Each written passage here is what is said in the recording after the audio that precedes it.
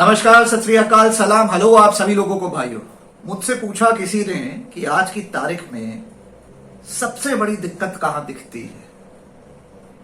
क्या शासन में है, क्या मोदी जी में है, क्या राहुल गांधी में है? दिक्कत कहां है? मैंने कहा दिक्कत आज के तारीख में भारत की माओ में है। जी हो गए ना थोड़े confuse? Let me explain. Bharat की हर मां चाहती है कि इस देश में Bhagat Singh, Sukhdev, Rajguru, Bismil, Chandrashekhar Azad, Gandhi ji, Nelson Mandela, Martin Luther King, Subhash Chandra Bose पैदा तो होए, लेकिन पड़ोस वाले घर में, अपने घर में नहीं।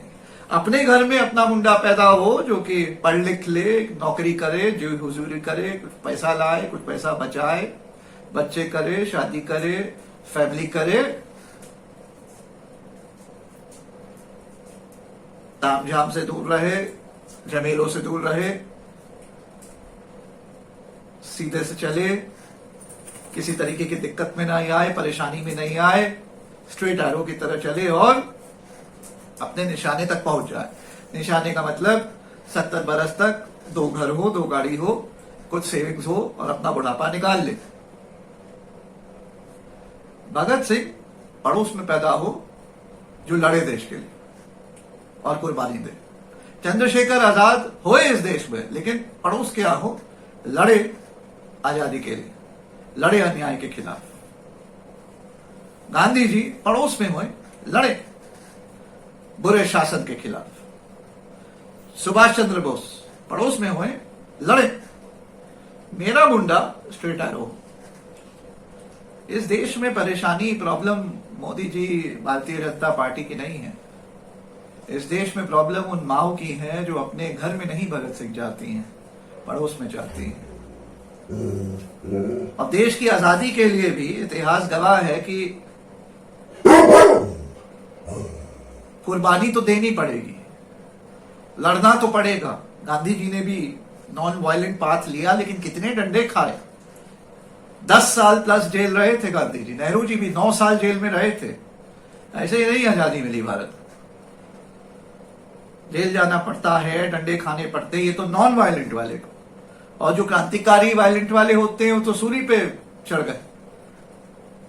जब मैं क्रिकेट खेल रहे थे, वो उस उम्र में सूली पे चढ़ गए देश के लिए।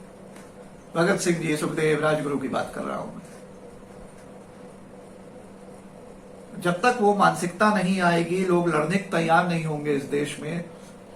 चलता है चलता है चलता है करते करते कमजोर और कमजोरी और डरपोकता और नपुंसकता को त्याग नहीं देंगे, मर्द नहीं बन जाएंगे, तब तक आज मोदी का शासन है, कल किसी और को होगा। कोई ना कोई आते रहेगा, सेम ओल्ड वाइन रहेगी, न्यू बॉटल आती रहेगी, वही वाइन सर्व होती रहेगी every time in a new bottle.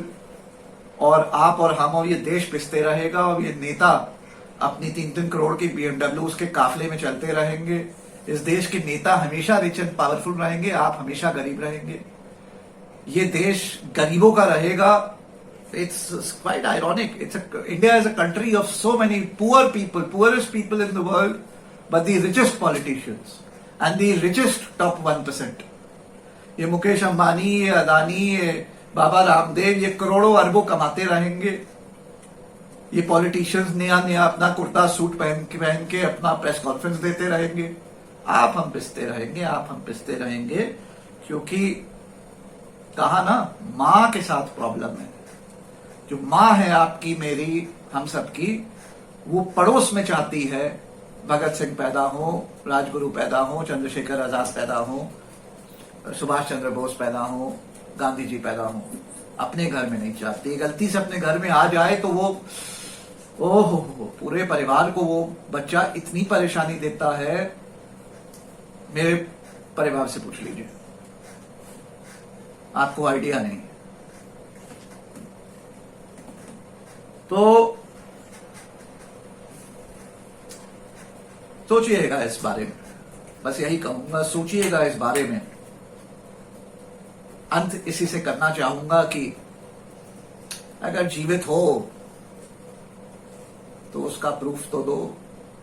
कब तक ये जिंदा लाशों की तरह बस एग्जिस्ट करते रहोगे? एक जिंदगी मिली है, जियो तो, और मर्द हो तो अपना प्रमाण पत्र, अपना प्रूफ तो दो कि मर्द हो। आवाज उठाओ, आवाज उठाओ, आवाज उठाओ। जय हिंद, जय भारत।